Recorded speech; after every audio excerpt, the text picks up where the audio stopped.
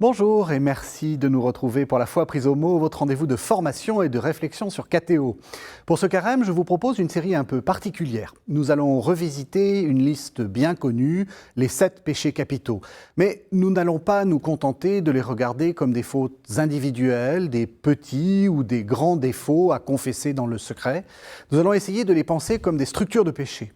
Comment ces passions, la colère, l'orgueil, l'envie, façonnent-elles notre société? Comment deviennent-elles des systèmes d'oppression ou d'exclusion?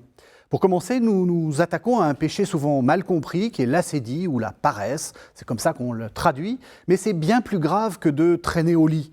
C'est un dégoût de l'action, une tristesse face au bien, un découragement profond.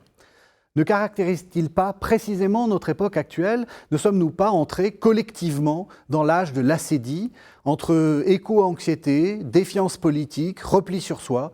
N'avons-nous pas perdu le goût de l'avenir? Telles sont les questions que je vais poser à mes deux invités. Chantal Delsol, bonjour. Bonjour. Chantal Delsol, vous êtes philosophe et vous êtes membre de l'Académie des sciences morales et politiques, membre de l'Institut, comme on dit. Et puis, celui qui va nous accompagner pendant tout ce carême, bonjour. Bonjour. Vous êtes Stipe Audac, vous êtes théologien, vous êtes professeur d'éthique à l'Université catholique de Louvain et vous allez essayer de faire le lien, de faire, alors on disait un peu fil rouge, c'est pas très joli, mais voilà, vous êtes celui qui va nous accompagner pendant tout ce carême. Et peut-être que la première question, je vais vous la poser. Les péchés capitaux, c'est quoi? C'est une bonne question, effectivement. Surtout pour un éthicien. Pour un éthicien, il y a plusieurs listes, il y a plusieurs versions. Parfois, c'était 7, parfois, c'était 8. Donc, on commence au IVe siècle de l'ère chrétienne, donc avec Évagre. On se trouve où? On se trouve en Égypte, finalement, dans le milieu ascétique et monastique. Et qu'est-ce qui se passe là? Évagre essaie à proposer une liste de 8 péchés principaux. Je vais expliquer après pourquoi principaux et pourquoi capitaux. Et voici la gourmandise, la luxure, l'avarice, la tristesse, la colère, la léthargie spirituelle, acédie, la vanne et l'orgueil. La tradition sera transmise dans le milieu occidental après par Jean Cassien, qui est disciple Vègre, qui a proposé une autre vision. Donc, pas comme une force externe, où chaque démon, entre guillemets, est là pour agir séparément, individuellement, en coordination. Ici, Jean Cassien a proposé juste une vision métaphore de chaîne. Donc, ça commence avec la gourmandise, qui conduit à la luxure, et puis à l'avarice, etc., etc. Ça veut dire quoi? Pour traiter l'avarice, par exemple, il faut suivre le chaîne d'action, il faut traiter la luxure, et puis commencer avec la gourmandise. Et pourquoi la gourmandise? Évidemment, dans le milieu ascétique, des monastères, des monnaies, la gourmandise était la tentation qui était disponible finalement. On a pensé à l'époque que tous les péchés entrent dans la vie spirituelle à partir de la gourmandise. Gourmandise ouvre la porte pour tout le reste. Et voici une idée de péchés capitaux. Ce sont des péchés qui sont ni plus graves, toujours, parce que dans la liste, il n'y a pas la meurtre, ni viol. Pourquoi ils sont capitaux? À cause de sa puissance générative. Ils sont capables d'ouvrir la porte et renforcer ou motiver d'autres péchés. C'est ça, c'est des péchés qui sont à la tête d'une série de péchés. Alors, vous avez parlé de la gourmandise, c'est assez curieux parce que moi, on m'avait appris que le péché capital des capitaux, si on peut dire, c'est l'orgueil. C'est l'orgueil. Pour Grégoire le Grand, qui a, entre guillemets, finalisé la liste dans l'Église occidentale, c'était l'orgueil qui est à la tête. N'oublions pas, pour une société médiévale, l'orgueil, c'est péché contre l'autorité et finalement contre Dieu, qui est finalement l'autorité finale, ultime. Et donc ça, c'était à la tête. Après, ça change. Il y a différentes traditions théologiques. Par exemple, déjà avec la Renaissance, nous avons naissance d'économie. Et finalement, l'avarice va prendre la primauté de place. Pour notre époque aujourd'hui, Régis Bournet, quel est finalement péché qui est à la tête? Peut-être on peut bien penser que c'est l'acédie. Est-ce que vous êtes, Chantal Delsol, vous êtes spécialiste de philosophie politique, vous avez réfléchi à beaucoup de choses. Est-ce que ça a du sens encore, cette classification? Est-ce que c'est quelque chose qu'il faut reléguer dans l'ordre des vieilleries ou ça peut avoir encore du sens? Vieillerie, le mot est excessif sans doute, mais effectivement c'est assez difficile à comprendre tel quel, y compris pour moi d'ailleurs. Je peut-être vous paraître entre guillemets hérétique, mais n'hésitez pas, ça nous fera du bien. Je n'ai pas bien l'impression que l'acédie, tel que vous la décrivez, soit un péché. En fait, l'acédie, bon, c'est un mot que j'utilise pas beaucoup, je suis pas théologienne. C'est une espèce de fatigue. En fait, c'est la fatigue du sens. Oui. Hein, on ne donne plus de sens à la vie, et donc on s'arrête immobile parce qu'on ne sait plus où aller. Avoir du sens, c'est savoir où on va.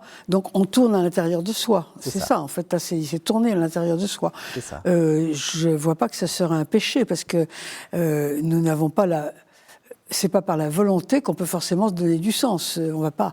Le sens, c'est pas quelque chose qu'on invente. Donc, c'est un peu comme, je vais peut-être vous choquer, mais dire que la foi est une vertu, ça me paraît absolument insensé. Oui. La foi n'est pas une vertu. J'ai la foi ou j'ai pas la foi, mais c'est pas parce que j'ai pas su me donner la foi que je suis pas vertueux. Enfin, pour moi, je réponds à votre question. Non, mais peut-être dans le sens où vous l'attendez pas, mais voilà. En tout cas, c'est Laetitia qui va répondre après. En tout cas, là, c'est dit, c'est un manque de sens. Oui. C'est ne pas savoir où on va, ne pas savoir se donner de sens, ce qui n'est pas forcément, entre guillemets, votre faute. Mm-hmm. Il y a des raisons pour ça, il y a des circonstances pour ça, et on peut en parler après, il y a des circonstances communes pour ça. On est en plein dedans. Oui. On est en plein dans le manque de sens, où chacun tourne autour de soi parce qu'il ne sait pas où aller. Absolument. Mais à mon avis, ce n'est pas un péché, ça. Oui, ça, tout à fait un bon critique. On doit passer un peu à la tradition idéologique de voir la réponse, comment la réponse a été construite. Et au début, vraiment au IVe siècle, c'était perçu comme une force externe. Donc, Évagre a nommé l'acédie comme démon de midi.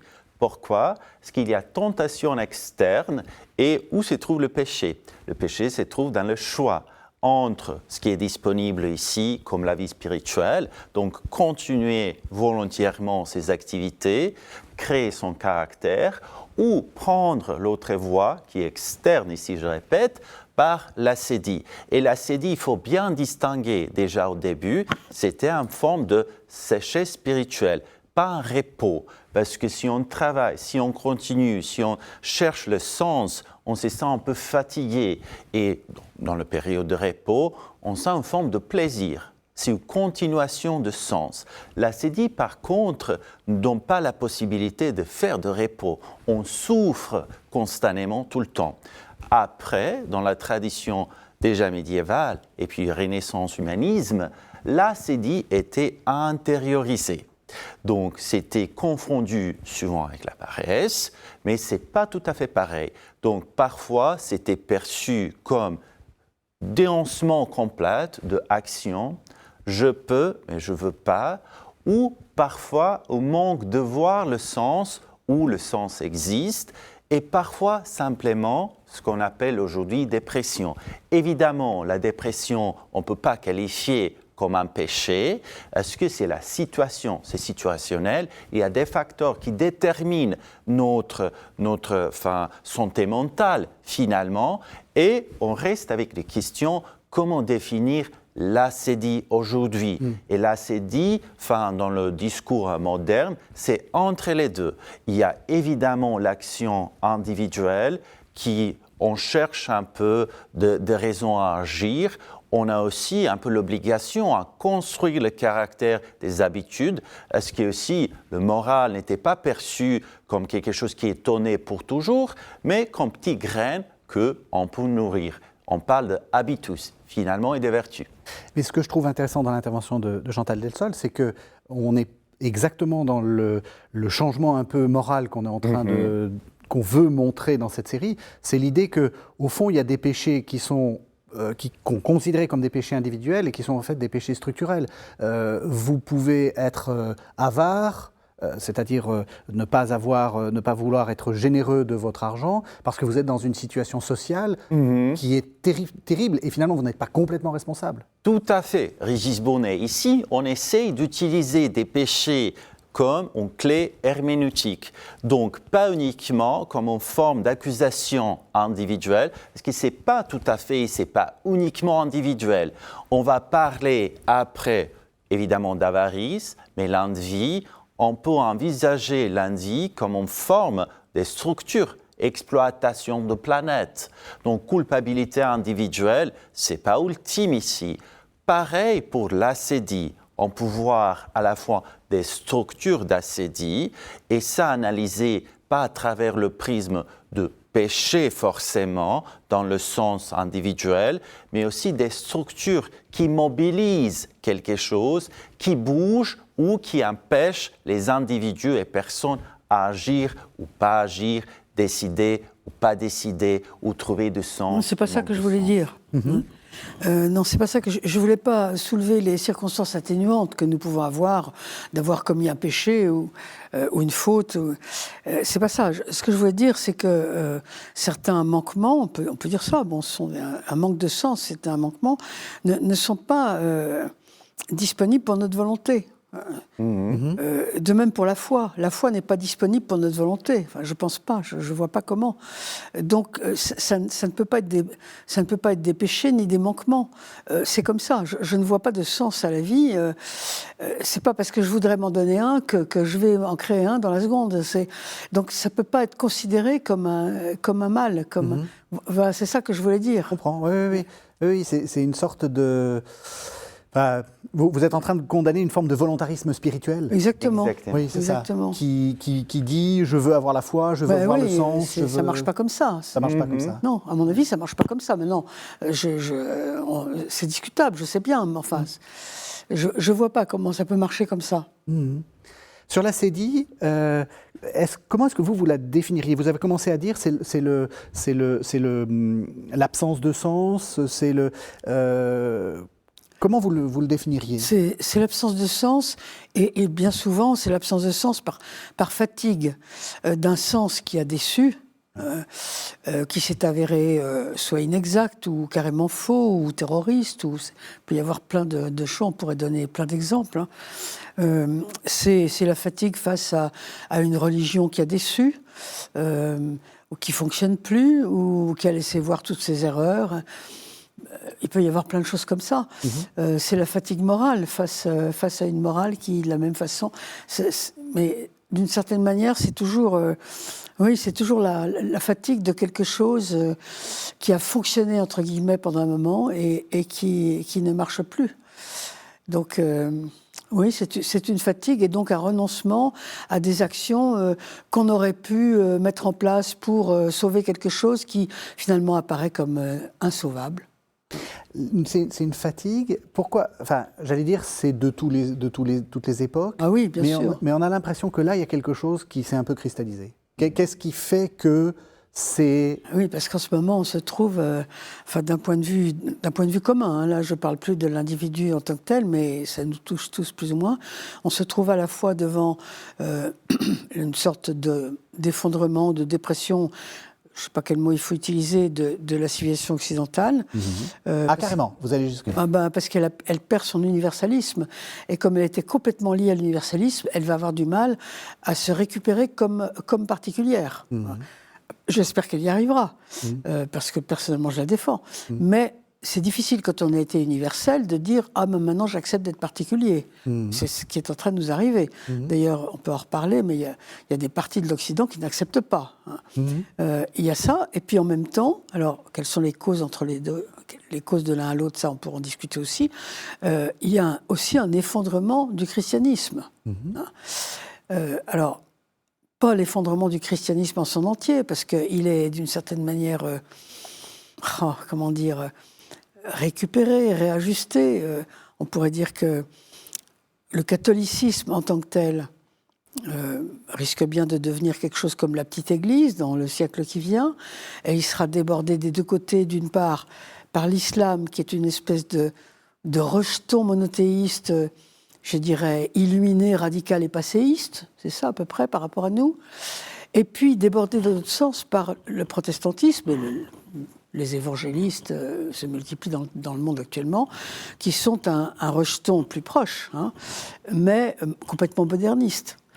Donc, il y a des bouleversements absolument inimaginables, et nous qui sommes en fait dans une matrice catholique, pour nous c'est très compliqué d'accepter ça, ou de se demander s'il ne faut pas le combattre, et comment, hein, comment le combattre, et forcément il y a du découragement qui vient. Hein.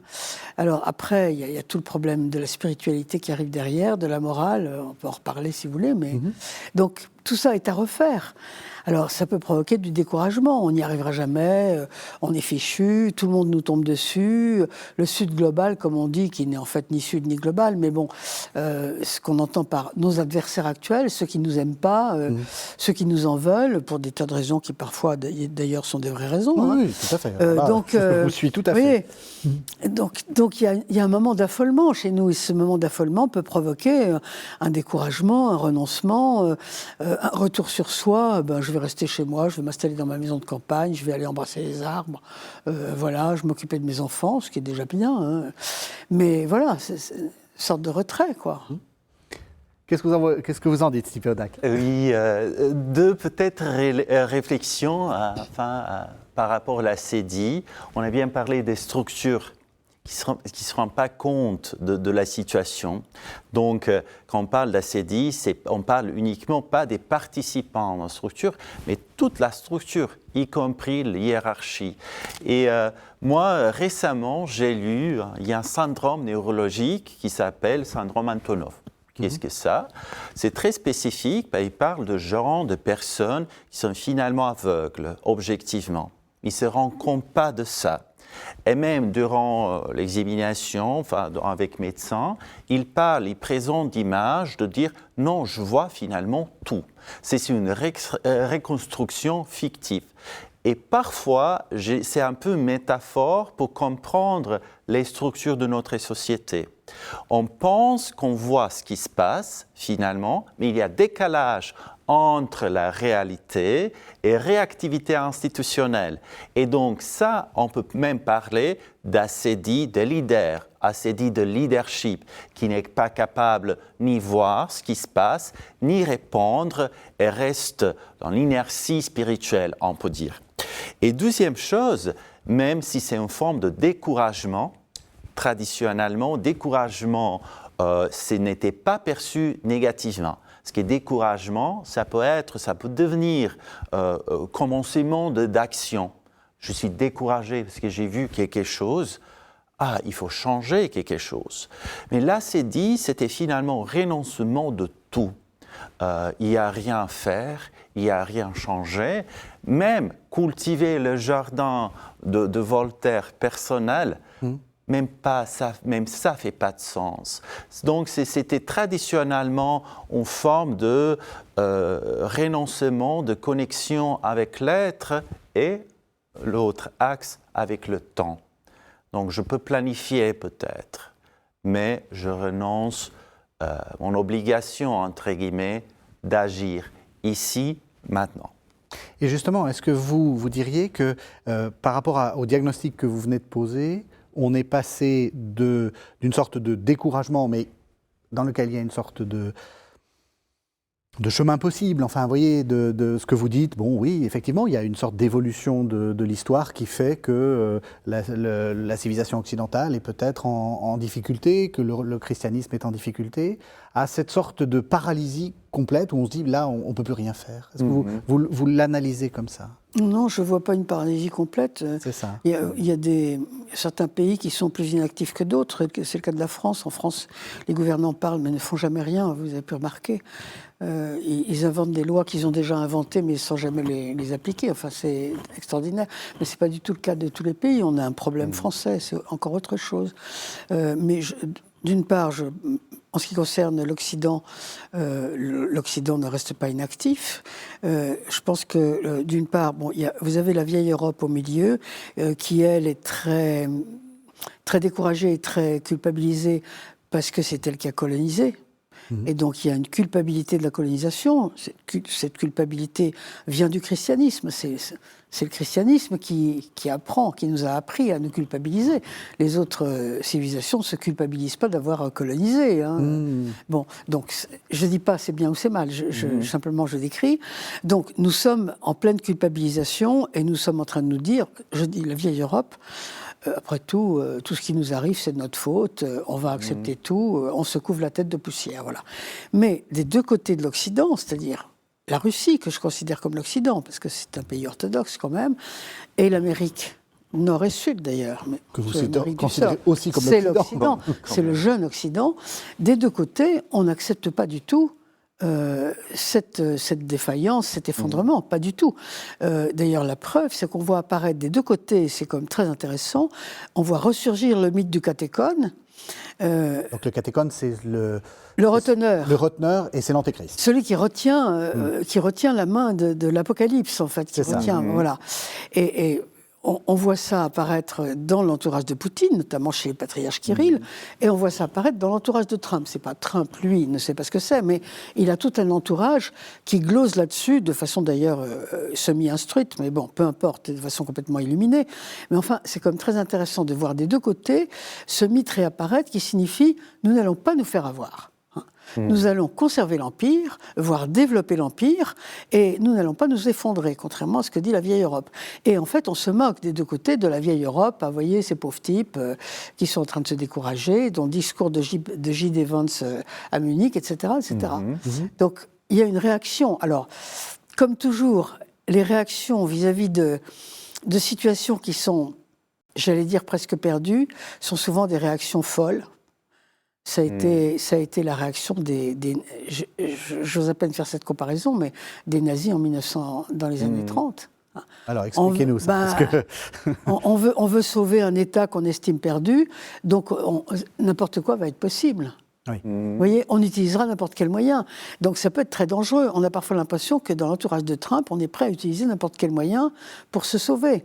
Et chez Poutine aussi. Et ça, moi, ça paraît très grave, parce qu'il arrive peut-être un moment où on doit se dire les moyens surpassent la fin, parce que les moyens sont corrélés à une fin qui est au-dessus de la fin. Oui. Vous voyez Donc, il faut peut-être faire ce genre de réflexion.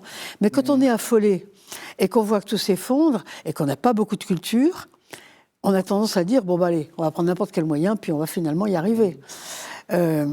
C'est un peu le problème. Bon, et en ce qui concerne, alors je ne sais pas si j'ai peut-être trop parlé. Non, au contraire. En ce qui concerne la question de la spiritualité, de la religion, alors là c'est encore un autre problème, parce qu'on voit effectivement le catholicisme, je parle bien du catholicisme, qui a des problèmes, qui plus ou moins s'effondre dans certains pays, en tout cas à l'avantage du protestantisme, et puis à l'avantage de l'islam. Mais ça ne veut pas dire que la spiritualité s'effondre, ni que la morale s'effondre. Les catholiques, disons les plus conservateurs ou les plus radicaux ont tendance à dire s'il n'y a plus de religion, il n'y a plus de morale. C'est complètement faux. Parce que ça me paraît... C'est très provincialiste de dire ça. Ça signifie nous sommes les seuls au monde. Mais on n'est pas les seuls au monde, il suffit d'ouvrir les yeux, de regarder. Vous avez énormément de cultures où il n'y a pas de religion, mais il y a toujours une morale. Il n'y a pas de société sans morale. Et donc, peut-être notre religion a des problèmes, mais... La morale, elle n'a pas de problème. La morale existe. D'ailleurs, j'allais dire presque, nous sommes dans un moment, à la limite, trop vertueux. C'est ça, surmorale, oui. Parce que, en fait, ce qui se passe toujours, de la morale, ce qui se passe toujours dans l'histoire, c'est que quand une religion s'effondre, et c'est arrivé d'autres fois dans l'histoire, la morale prend sa place. Donc, c'est notre morale qui est devenue une religion. C'est pas formidable, je ne dis pas que c'est une bonne solution, mais enfin... Ça signifie que nous avons toujours une morale. Et la spiritualité est en train de renaître. Alors ça serait tout un... ça serait à discuter, mais en même temps à définir. La spiritualité est en train de renaître à partir des vieux restes du catholicisme qui s'effondrent. Parce que vous savez, on ne peut pas créer sur la tabula rasa, comme sur un mur aussi vide que celui-là, ce ne serait pas possible. On recrée avec les vieux restes qu'on a sous la main. Donc, on recrée des spiritualités et des morales à partir de la notion de personne, de la notion de progrès, qui est une notion purement catholique au départ, il suffit de lire Paul, et de la notion de vérité, qui est quelque chose de platonicien, parménidien, juif et catholique. Donc on recrée à partir de ça.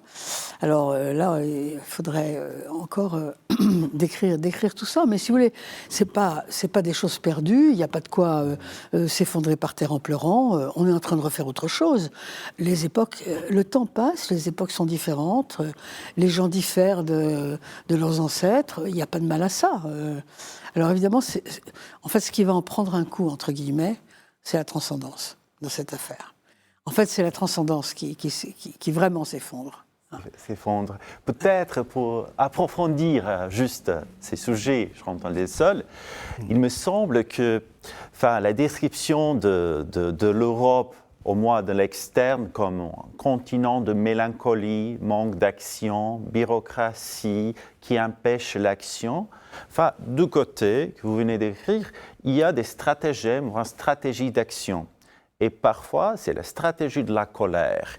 Ici, notre lien entre péchés, qui sont souvent dynamiques, pour sortir de ces sortes d'inaction, manque de sens, parfois des leaders politiques inventent même la colère, inventent aussi des ennemis, inventent des adversaires même artificiels pour mobiliser les gens. Bien sûr. Sauf que la solution comme ça, c'est très dangereuse, parce que ça peut mener à un fascisme 1939 pour la deuxième fois.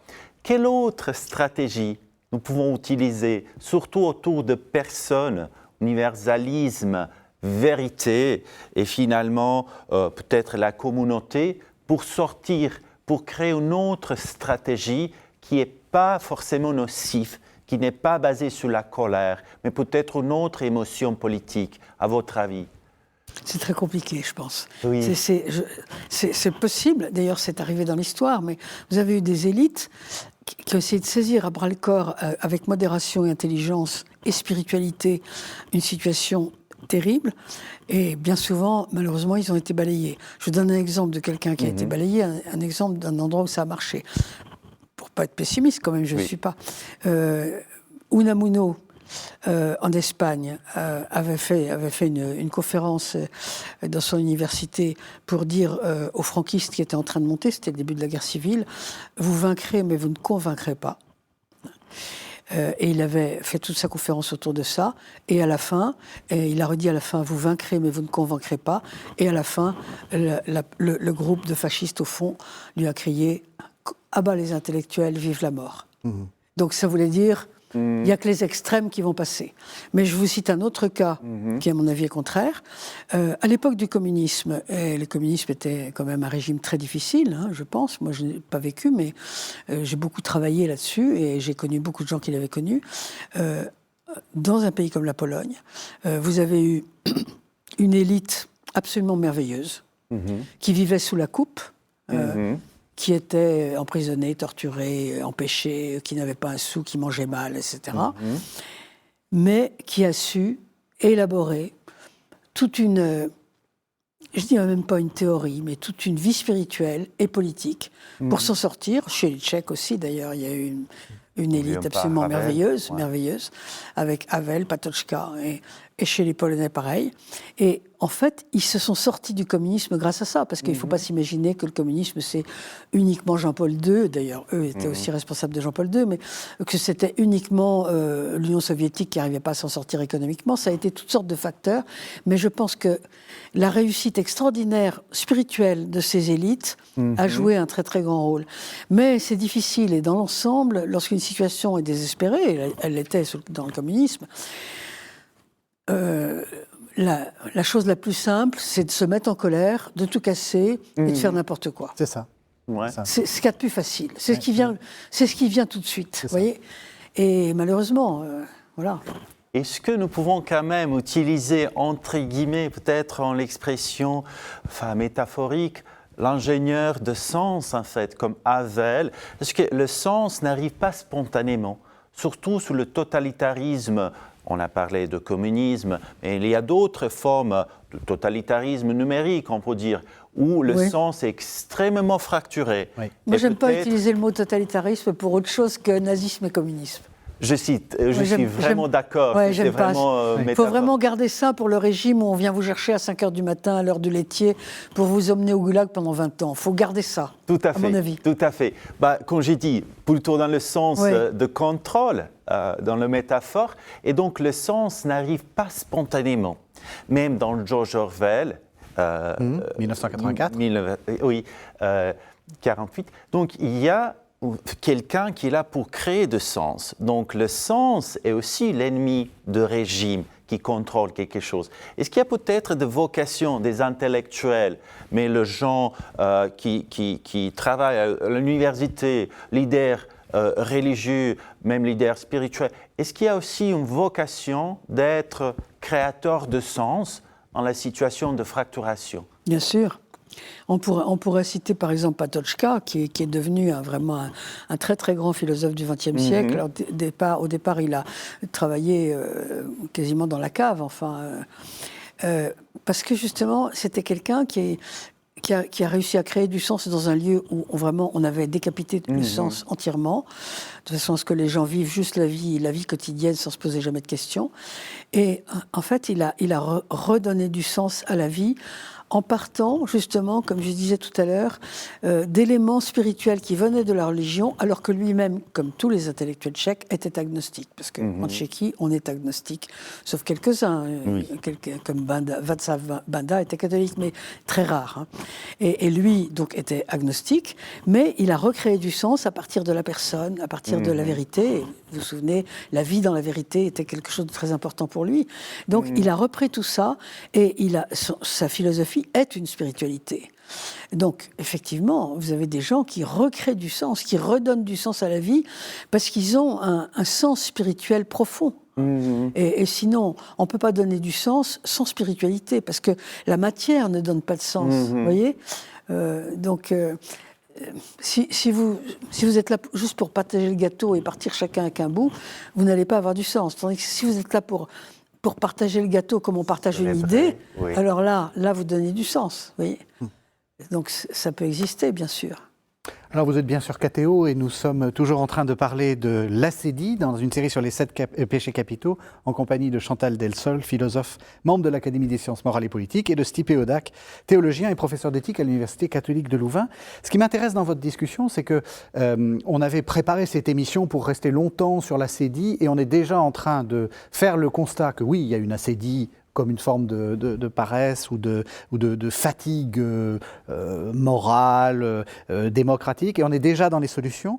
Peut-être que dans ce que j'entends, c'est l'idée que une des solutions, c'est de ne pas renoncer à la vérité. Vous venez de le dire. Disons qu'une des solutions, c'est qu'il n'y a pas de solution, il y a des réponses. C'est ça. La solution, c'est quand vous diluez une perle dans l'acide, vous voyez, oui. là, ça n'existe pas.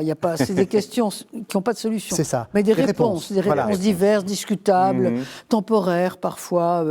Donc face à notre ascédie globale, vous dites... Il y a des réponses. Une des réponses, et une des réponses, c'est faire la vérité. C'est ne pas renoncer à faire la vérité. Mais entre autres, bien sûr, il y a la vérité, il y a l'amour, vous voyez, il y a l'amour de la communauté, il y a ça aussi. C'est ça. Parce que finalement, le manque de sens vous enferme dans vous-même. Vous tournez autour de vous-même, hein, comme on disait au début. Donc il faut sortir de soi-même, sinon on ne peut, d'ailleurs Patočka avait aussi une très belle page là-dessus, on ne peut sortir de cette espèce d'enfermement qu'en allant vers les autres. Parce que d'ailleurs, nous n'existons que par les autres. Si nous pensons exister par nous-mêmes, nous n'existons tout simplement pas. Donc il y a ça aussi. Enfin, il y a plusieurs montagnes qu'on peut gravir pour sortir de soi, disons. Et d'ailleurs, en vous entendant, parce que je sais que vous avez beaucoup travaillé une philosophe allemande qui s'appelle Hannah Arendt, c'est la question du monde commun. Le fait que, avant de commencer à faire quelque chose, il faut avoir un monde en commun. Est-ce que vous pensez que c'est aussi un des problèmes ? Le fait que prenons Monsieur Trump, n'a pas un monde en commun avec par exemple l'Europe, parce que le monde est là, mais vous voyez ce que je veux dire, quelque chose, un lieu où on peut s'accorder sur des choses, des valeurs est-ce que vous pensez que c'est aussi Oui, des questions? je ne pense pas que l'exemple de Trump soit vraiment... Non, peut-être que il c'est est un en train de mauvais se exemple. recréer un monde commun ailleurs. Pour lui, ça va être l'Amérique. Est-ce qu'il est commun? Non, juste en bas. Bah, si, quand même. Il a une vision du monde qui est pas forcément la nôtre, mais je pense que c'est une autre question. Non, le monde commun a été détruit avec l'individualisme. C'est ça. Et l'individualisme, disons, qui a été très fort au début de la deuxième moitié du XXe siècle, est un individualiste matérialiste, parce que le vrai individualiste est toujours matérialiste. Hein.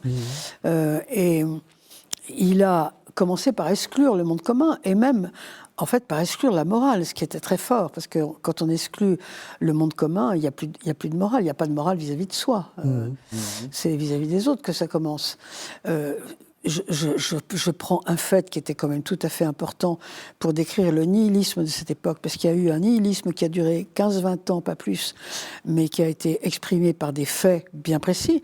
Quand vous avez une masse d'intellectuels français bien connus qui signent un papier en disant « nous sommes pédophiles et fiers de l'être », ça, c'est du nihilisme, c'est de l'individualisme pur, c'est du manque de sens, c'est du refus du monde commun, voyez.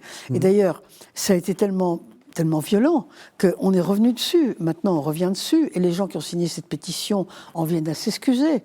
Bon, quoi tout le monde peut s'excuser, faire une erreur et s'excuser, hein. Une erreur ou une faute. Mais c'est pour montrer que nous sommes passés par un goulet d'étranglement complètement nihiliste, tellement il était individualiste. Et à ce moment-là, il n'y avait plus de monde commun. Mais nous sommes en train de recréer le monde commun, parce que tout simplement, on ne peut pas s'en passer. Aucun être humain ne peut vivre sans monde commun. Et donc la morale revient à toute allure. La morale du Caire, toutes ces morales ne sont pas transcendantes, elles sont plus chrétiennes, mais elles sont spirituelles. Et donc, il ne faut surtout pas croire qu'elles sont nulles, qu'elles ne sont pas intéressantes, pas du tout. Elles sont très importantes, je crois. Il faut continuer à les spiritualiser. Vous voyez ? Oui, absolument. Je souligne aussi peut-être l'ambiguïté ou plusieurs sens de mot transcendance finalement. Il y a clairement l'utilisation dans la religion pour dire quelque chose qui nous dépasse, Dieu, la spiritualité. Il y a l'autre sens, je dépasse mes limites. Comment ça? Est-ce qu'on n'est pas conscient de notre limite? Et finalement, c'est avec le contact avec autrui. Et je trouve ici vraiment le lien, beaucoup de résonance avec le concept de vérité. Pourquoi la vérité essentielle pour construire la communauté? On a parlé à Prague, à Tchéquie, sur le communisme, une expérience. Est-ce que c'était possible de créer une communauté basé sur les messages? Et finalement, réaction au fameux essai de Havel, tout le monde est capable d'indiquer alliance aux messages, mais pas croire à tous les messages. Et finalement, instinctivement, c'est la vérité qui est contre la domination. Et donc, pour créer la vraie communauté, la vérité est essentielle. Pourquoi? Parce que c'est une représentation de la réalité qu'on partage ensemble. Donc la communauté et la vérité, pour moi, les deux sont essentiels.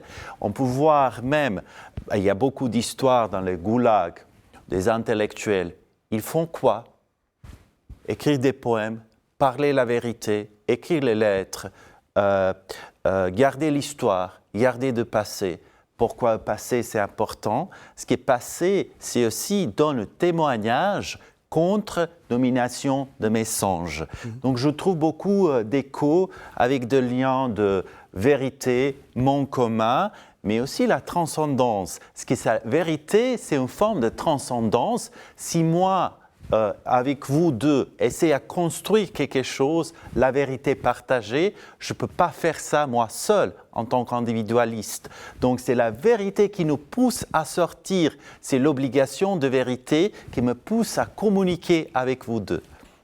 Ce qui me frappe dans ce que vous dites tous les deux, c'est que vous prenez des exemples du communisme, vous avez quand même l'impression que nous sommes en train de vivre dans le goulag. Enfin, Ah non. Non, mais vous voyez ce que je veux dire. Mais non, Je fais un peu de agréable. provocation. non, on fait de la provocation. Je fais de la provocation. Non, mais vous avez l'impression... C'est horrible, les pauvres gens du goulag qui Non. nous voient nous comparer avec notre situation maintenant. Non, vous non, vous non, rendez compte? je fais un peu de provocation, mais vous avez quand même l'impression que la situation est assez catastrophique. Puisque vous prenez des exemples qui vont dans le... Il y a des vous voyez ce que je veux dire? parallèles. J'étais pas en train de... Non, moi je dirais même pas qu'elle est catastrophique. C'est une situation de transition. On va vers autre chose qu'on n'a pas encore connu, mais la transition n'est pas forcément catastrophique. C'est l'avancée du temps. Le temps passe, les gens changent, les idées se développent, se distribuent différemment. Il faut accepter le temps qui vient. Simplement, il faut s'accrocher à des principes qui nous paraissent universels et qui nous paraissent absolument immortels, ou éternels. Ça dépend comment on croit. Mais ces principes, ils sont vraiment presque abstraits. Mais il faut s'accrocher à eux, d'accord? Mais le temps, il passe, le monde, il change. Nos enfants ne pensent pas comme nous. Enfin, tout ça est normal. Je ne vois pas de catastrophe. Alors, la catastrophe, ça existe, les catastrophes. La dette française, c'est une catastrophe, oui. D'accord, mais ça, c'est encore autre chose. Bon, on finira bien par s'en apercevoir. Cette dette, pour l'instant, ils ne s'en sont pas aperçus. Mais bon... Ils finiront bien par la regarder en face. Bon, on sera peut-être tombé très bas. Mais enfin, il n'y a pas de catastrophe spirituelle. Il y a un réaménagement spirituel, vous voyez. Ben, moi, je ne suis pas pessimiste comme ça. D'accord. Oui. Et vous? Aussi, pareil, c'est plutôt invitation. J'aime bien votre notion de temps et de temporalité. Moi, je vois fondamentalement l'ascédie en lien avec temporalité. Pourquoi? Parce qu'on peut facilement prononcer des principes, prêcher des principes. Mais ce qui est important, les lier des principes avec la temporalité. Donc, trouver une forme d'action. N'oublions pas que Hannah Arendt insiste beaucoup sur l'action. Et pourquoi l'action n'est pas uniquement pensée? Ce qui est pensé, c'est entre guillemets facile. Donc, ça, c'est pas facile, mais ça coûte pas beaucoup. C'est l'action qui affirme à la fois l'être tel quel, l'individu, et c'est l'action qui en fait ensemble. Et finalement, c'est l'action qui affirme présent, notre présence, mais aussi le présent qu'on partage. On reste pas uniquement dans les principes, mais aussi on accepte force de temporalité, qui est pour moi contre le mécanisme d'ascédie. Mais moi, vous savez, Platon disait « sauver les phénomènes ». Je dirais, ne sauvez pas les phénomènes, sauvez les principes, sauvez vraiment je dirais même pas les valeurs, parce que la valeur, c'est relatif. Sauvez les principes universels. Je dirais, ne vous épuisez pas à sauver le mariage, sauvez la fidélité. Vous voyez? Parce que vous avez des institutions qui, de toute façon, vont disparaître, être remplacées par d'autres, certainement. En attendant, il y aura un trou, il y aura un vide, il y aura une béance. Mais ce qui est important, c'est de sauver ce qu'il y a derrière. Vous voyez?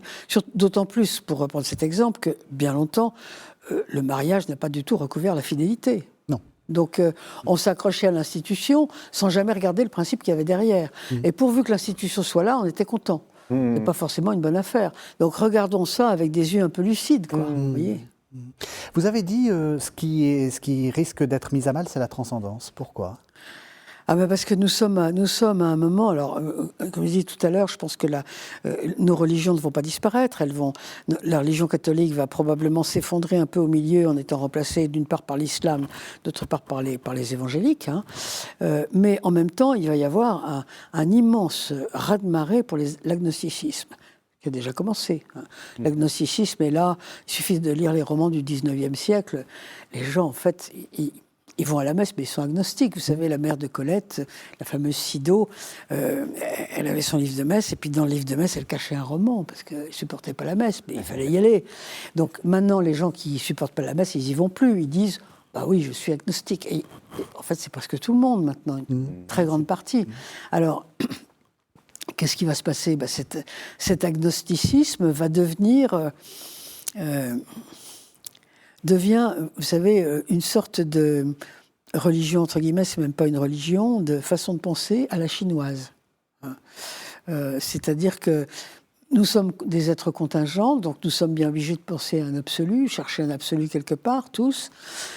Mais l'absolu, ça peut être ce que les Chinois appellent le devenir, hein, c'est-à-dire l'avancée dans le temps des êtres contingents que nous sommes. Et l'agnostique est en train de passer à ça. Mais, comme il vient d'un passé chrétien, il récupère les restes du christianisme. Donc, il n'est pas exactement chinois au sens où sont les Chinois qui sont complètement matérialistes, avec des morales conséquentialistes, etc. Non, il va être un être spirituel quand même. On est en train de passer à quelque chose de complètement nouveau. Mais, en fait, beaucoup seront agnostiques. Ceux qui ne sont pas évangéliques, et puis le petit reste de catholiques, qui vont quand même rester, mais bon, on ne sait pas bien quel genre de destin ils vont avoir, ceux-là, parce que ça passe plus bien, quoi. Vous voyez ? Qu'est-ce que vous en pensez ? Oui, pareil. Moi, je pense que notre émission va discuter beaucoup de péchés, beaucoup de formes d'action. Et je pense que parmi moi, comme ligne rouge, il y a l'autre ligne rouge. Ce sont des petites actions, donc presque comme des lucioles. On ne peut donner pas une solution finale, mais on cherche de voir un peu des directives qui peuvent illuminer l'espace autour de nous. Et je trouve vraiment beaucoup de sagesse dans le discours, dans les propos, que c'est important de sauver les principes. Est-ce que toutes les institutions sont là pour construire la protection autour des principes? Mais ce n'est pas l'institution qui est vraiment le principe, elle est porteuse, elle est là pour sauver. Mais si on perd le principe et garde l'institution, on peut perdre le cœur. Je suis contente d'être d'accord avec vous. Dans ce sens, je vois vraiment aussi les deux ensemble en forme de trouver du sens. Trouver du sens dans la découverte des principes et redonner le sens aux principes. On arrive à la fin de l'émission. Quel serait le principe, donc cette petite solution là dont parle Stipe Hodak, ou quel est le principe auquel vous êtes le plus attaché, Chantal Delsol? La chose, s'il y en avait un à sauver, pour combattre justement le principe de la relation. La relation avec les autres, avec tout ce que ça suppose, comme qualité ou comme type de relation. Il y a tout type. Je pense que c'est vraiment ce qui est le plus important et ce qui a été beaucoup laissé de côté avec tout ce qu'on a appelé l'individualisme, qui j'y insiste, n'était pas uniquement, quand on dit l'individualisme est apparu, c'est surtout le fait que, je vais vous paraître peut-être tout à fait, le fait que les femmes sont devenues aussi individualistes, parce que les hommes l'ont toujours été au fond. Le problème, c'est qu'on vous a contaminé. Oui, exactement. Ils se sont toujours intéressés, pratiquement, pas tous, mais de manière générale, pratiquement à eux-mêmes, beaucoup. Et le fait que les femmes aient fini par faire comme eux, alors là, ça a détruit la société. Les femmes tenaient tout. C'était elles qui s'occupaient des autres, qui s'occupaient des malades, des enfants, de la maison, des morts, qui allaient allez voir les films d'Almodovar, vous n'avez que des femmes dans les cimetières. Tout à fait. Et puis, au moment où les femmes ont dit, nous aussi, dans le fond, on va s'occuper de nous-mêmes, ça a été la fin du monde. Bon, ça va vous paraître ultra féministe? Non, au contraire. Au contraire, ça me fait réfléchir. On arrive à la fin de l'émission. Qu'est-ce qu'il faut retenir, Stipe Hodak, de cette émission? Je propose vraiment un peu chemin, parce qu'on a parlé de transition. Et finalement, notre époque, c'est aussi une époque de transition, comme c'était les premiers 3-4 siècles de la christianité. On a trouvé de démons de midi, de Évagre, qui est là pour attaquer un peu, faire l'action impossible. Donc, on a bien constaté que notre période est une période de transition, ou perte de sens. Et à la fois, on a constaté qu'il y a parfois des solutions artificielles. On peut créer aussi vengeance, la colère, qui donne une forme de sens, qui crée une forme d'action qui est négative, qui peut potentiellement détruire la communauté, voire le monde. Et c'est comme planter des fleurs sur le cimetière. C'est une forme d'action, mais finalement négative. Et finalement, on a cherché des solutions ensemble. On a insisté beaucoup sur les principes, et surtout le principe de relationnalité, et j'ajoute, moi, la vérité aussi, qui sont deux formes de créer communauté ensemble, réalité ensemble, et redonner de sens à notre monde et notre action, notre convivialité ensemble. Et ne pas se laisser envahir par la sédie. Amen. Merci beaucoup. Alors Chantal Delsol, vous venez de faire paraître 2 livres coup sur coup. Le premier, c'est La fin de la chrétienté aux éditions du Cerf. Et puis il y en a un qui vient d'arriver là, aux éditions Odile Jacob, La tragédie migratoire et la chute des empires. Qu'est-ce que vous avez voulu expliquer dans ce livre? C'est le sous-titre Saint-Augustin et nous. Saint-Augustin et nous. C'est un livre sur la situation présente de la chute des empires et des problèmes migratoires, en comparaison avec l'époque d'Augustin et pour tirer des leçons de ce que Augustin a pensé à cette époque-là, de son attitude, de ses discours, parce que je trouve que l'attitude d'Augustin est très intéressante, à la fois chrétien et stoïcien, très en retrait par rapport à tout ce qui se passe, et en même temps tout à fait dans le présent, aimant ce monde qui se détruit sous ses yeux. Et je pense qu'on a des leçons à prendre. Merci beaucoup. Donc, La tragédie migratoire et la chute des empires, Augustin et nous, aux éditions Odile Jacob. Merci beaucoup. Merci à tous les deux de cette discussion. Merci de nous avoir suivis. Vous savez que vous pouvez retrouver cette émission sur le site internet de KTO, www.ktotv.com. Vous pouvez aussi nous retrouver sur les plateformes de podcast. Vous pouvez également nous retrouver sur l'application radio KTO. Et on se retrouve la semaine prochaine pour un nouveau numéro consacré à cette série de carême sur les péchés capitaux.